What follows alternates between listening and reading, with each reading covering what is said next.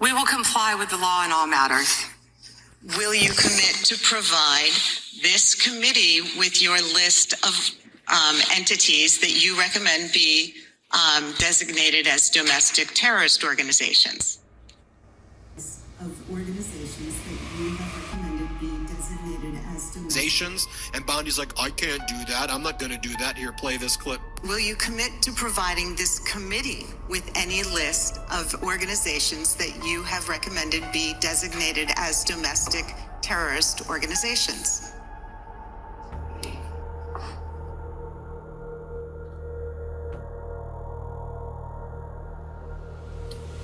We will comply with the law in all matters. Will you commit to provide this committee with your list of entities that you recommend be designated as domestic terrorist organizations?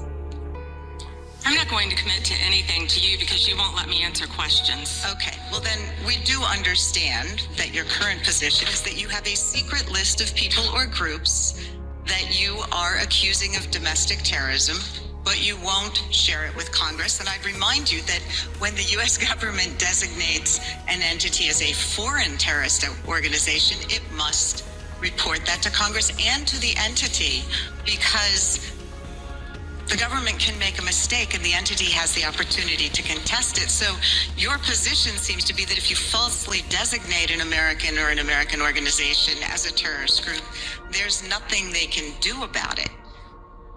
I think we get it. You don't want to answer the question. No, you don't get anything regarding public safety. Thank you. Nothing.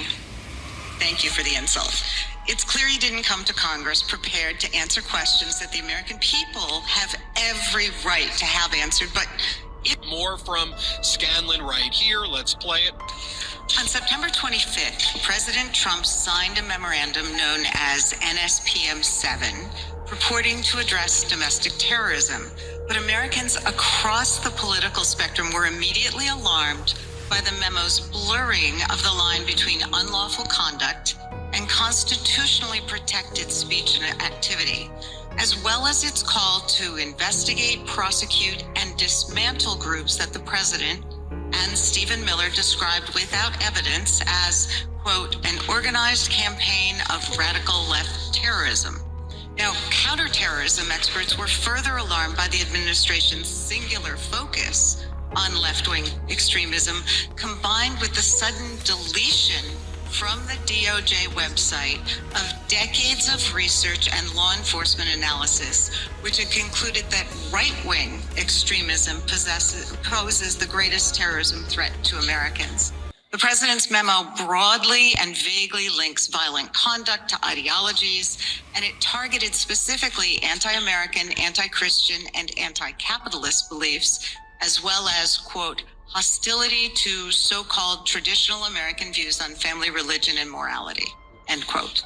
President Trump has repeatedly and openly, however falsely, tried to brand his political opponents with these sentiments listed in his memo. But as you know, as a lawyer, holding beliefs that the White House disagrees with is not a crime. And the statute defining domestic terrorism requires criminal acts, not just thoughts and ideas. That's why legal experts, nonprofit leaders, religious freedom, and civil rights advocates immediately raised the alarm that the new presidential directive was a politically motivated attack on civil society designed to silence those who disagree with the administration. So, Ms. Bondi, Section 3 of that memo directed you, as Attorney General, to submit to the President and Stephen Miller a list of groups or entities whose members are engaged in acts that meet the definition of domestic terrorism.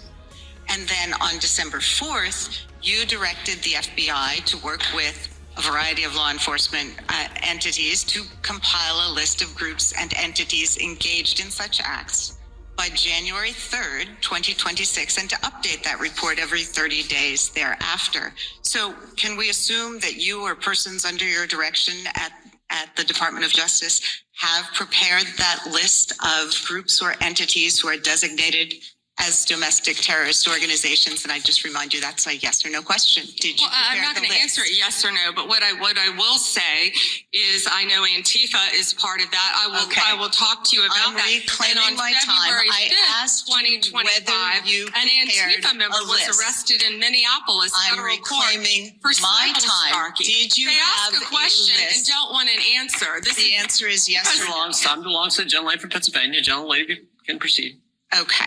So, will you? Yeah, you realize that Trump's DOJ, they've made a list calling organizations that they don't like. I know we're probably on the list as well.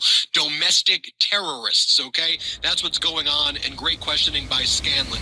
Next, I'll show you as Attorney General Bondi. Well, being how I'm somebody that kind of by definition goes against societal and family and religious norms in this country, yeah.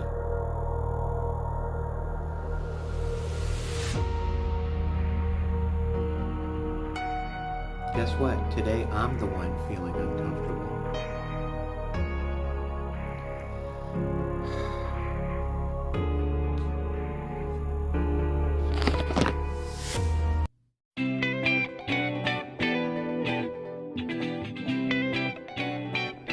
If you enjoyed this video, please like, comment, share, and subscribe. See you next time.